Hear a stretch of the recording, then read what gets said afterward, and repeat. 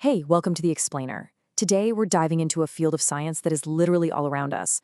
It's in the air we breathe, the water we drink, and the ground right under our feet. It's environmental science. And honestly, getting a handle on it is one of the most important things we can do right now. So let's get into it.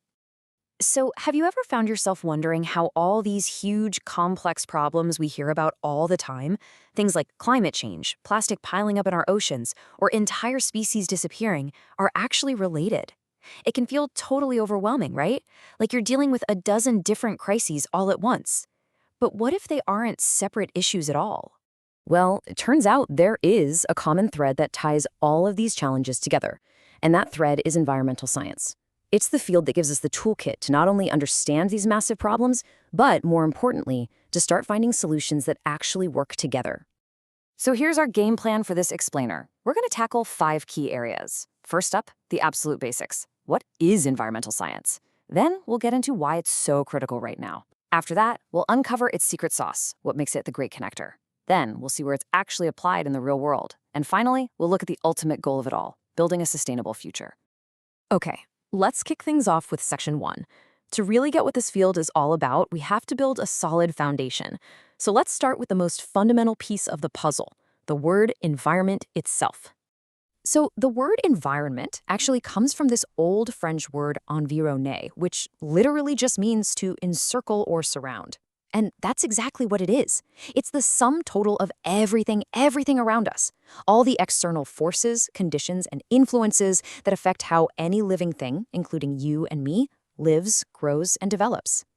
Okay, so if that's the environment, then environmental science is just the formal study of it. But here's the absolute key. It's not just about studying nature off on its own. The real heart of this field is in that last part, the complex interactions between humans and the natural world.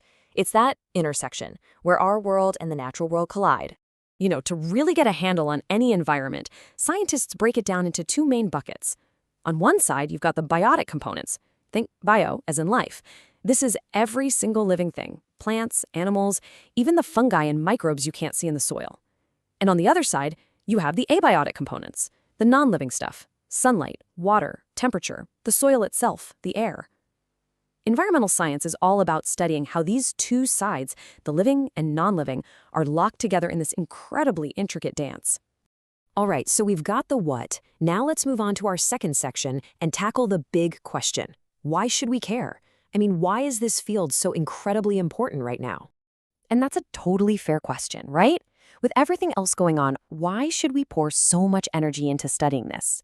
Well, the answer really comes down to the real, tangible problems it helps us solve every single day. Oh man, its importance is just huge. At the very top level, it's the science that helps us get our arms around massive global issues like climate change. But it also scales all the way down to things that directly affect our daily lives. For example, it guides how we manage essential resources like clean water. And it's the foundation for protecting our own health from pollution. And really, all of that scientific knowledge is what ultimately informs the environmental laws and policies that shape our entire world. Okay, now we get to what I think is the coolest part of this whole thing. Section 3 is all about its unique nature, what I like to call its secret sauce. This is the thing that really sets environmental science apart from pretty much any other field out there. And the whole secret lies in this question, which you'll find in almost any textbook on the subject. Why is it called a multidisciplinary field? The answer to that question reveals its true power. It's because environmental science isn't really a standalone subject at all. The best way to think about it is like a master detective. When faced with a really complex case, let's say a polluted river, the detective doesn't just send in one specialist. No way.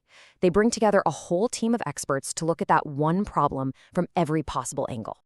So first, the detective calls in the forensics team, the natural sciences. They need biologists to figure out how that pollution is affecting the fish and the plants in the river. They need chemists to identify the exact pollutants and trace them back to where they came from. And they need geologists to see how the riverbed itself is being damaged. But here's the thing, lab reports alone won't solve this case. That's why the detective brings in the social sciences. They need an economist to understand the money side of it. What financial reasons led to the pollution? They need a sociologist to understand how this is impacting the local fishing community. And crucially, they need political scientists and lawyers to turn all that data into regulations that actually work. This is how major environmental policies are born. And you'd think that's everyone, right? Nope, the team gets even bigger. You need engineers to design the cleanup technology for the river, IT specialists to create complex computer models to predict its recovery, and you even need philosophers to help us wrestle with the big ethical questions, like what is our responsibility here?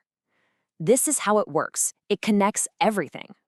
And this right here, this is the perfect picture of that great connector idea we were just talking about. By putting environmental science right in the middle, it forces all these different fields to actually talk to each other. A biologist's findings inform what the lawyer does, which is shaped by what the economist finds.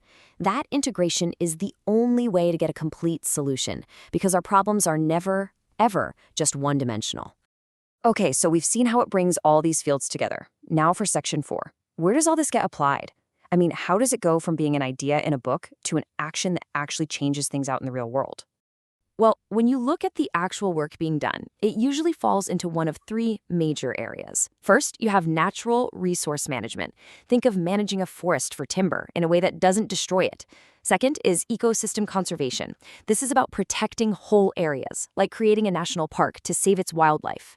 And third is pollution control, tackling all the waste our society produces, from designing better recycling systems to cleaning up factory emissions.